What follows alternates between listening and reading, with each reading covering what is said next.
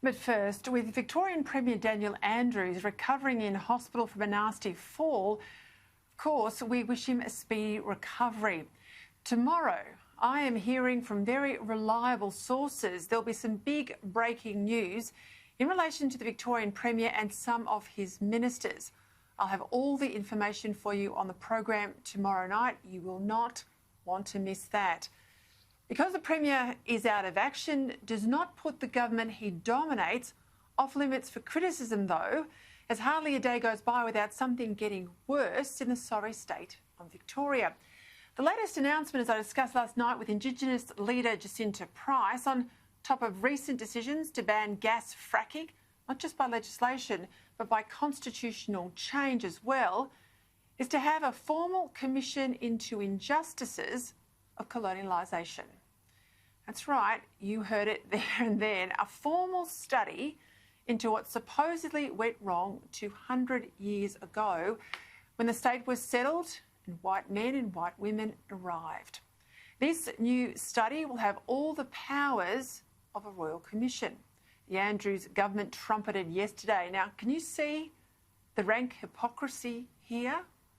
This is a state and a premier that couldn't hold a royal commission into 800 deaths last year, but has now established a commission into what supposedly happened some 2 centuries back. It's asking people today to give sworn evidence about events they can't possibly have witnessed nor been responsible for. This is a premier and his ministers who couldn't even tell us the truth about what they did and didn't do last year to set off Victoria's second wave COVID lockdown. Can't remember a few weeks back, a few months, that's fine, Premier, that's fine, fair enough. Creeping assumption, we'll call it. But 1803, 1851, even 1888, years ago, when no one alive today can testify about what went on, somehow justice then's okay, but not justice for the families damaged so much last year. I mean, this is a state that could announce a royal commission into the operation of Crown Casino that it doesn't control, but not into hotel quarantine that it does. I can't be the only one in the media to see this as an outrageous anomaly. As a Conservative, I have plenty of respect for history. The triumphs and disasters, what's easy to celebrate and what's also hard to remember. But unlike the left, who want to tear down monuments and erase people, pretend X or Y never happened, I believe we dishonour the dead by pretending things away. So I'm not one of those who doesn't acknowledge that British settlement meant massive disruption to Aboriginal people's way of life.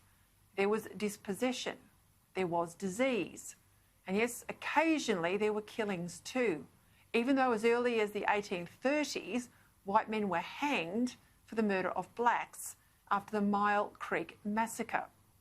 But what we don't need a government commission to tell us, the bad and the good of the settlement of Australia, is that such a commission, I doubt, would even be interested in the good, just the bad. And that's the whole purpose of Andrews' Colonisation Commission, to prepare the ground for a treaty between the government of Victoria and its Indigenous people. As if any country or state can make a treaty with a section of its own people, particularly given the passage of time, as we know, lives become intertwined. In a city like Melbourne, over 80% of those who identify as Indigenous, in fact, partner with and have children with those who aren't Indigenous. It's confusing to me to understand how do people like that stand on a treaty? I mean, you know, people of mixed heritage like myself supposed to sign a treaty with ourselves?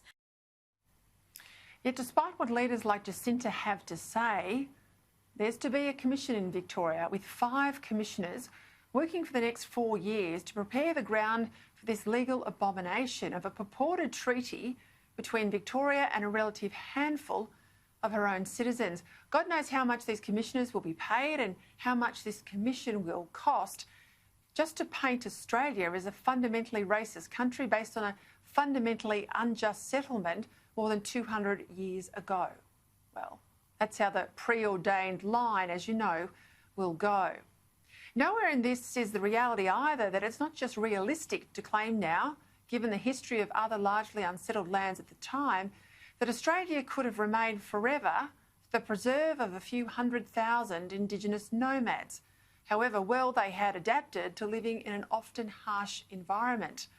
If not the British, who arrived here under instructions given to Arthur Phillip to live in amity with the native peoples, if not the British, then does anyone really believe, if they know their history well enough, that the French, Portuguese, Spanish or others might have just sailed on by?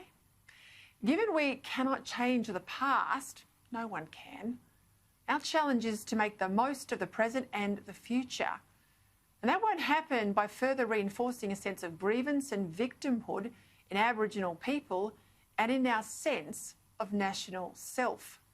As long as Aboriginal school attendance is, on average, some 10 percentage points lower than the community average, and Aboriginal unemployment is roughly double the average national unemployment, Aboriginal people will continue to be relatively disadvantaged. When we gloss over joblessness, educational failure, remote living isolation, when we shy away from discussing the horrific rates of abuse that too many Aboriginal women and children suffer at the hands of Aboriginal men, in my view, we commit crimes today greater than many of our colonial forebears. Aboriginal disadvantage today has almost nothing to do with the pain of dispossession 2 centuries ago, and almost everything to do with the tyranny of low expectations. That's the phrase used by the Indigenous leader, the scholar Noel Pearson. He calls it the tyranny of low expectations.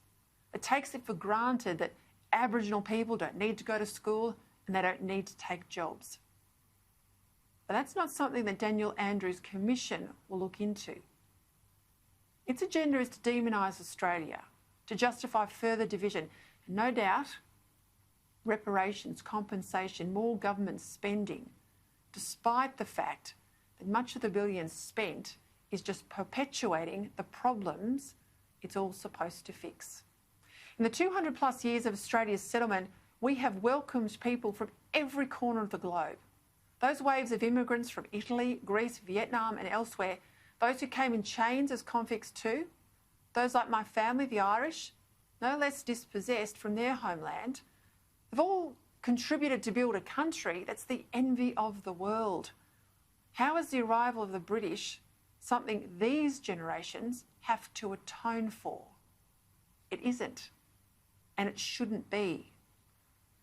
But as disappointed as I might be with Labor's plan, I want to know what the Liberal opposition are on this colonisation commission, because I tell you, their silence today has been deafening.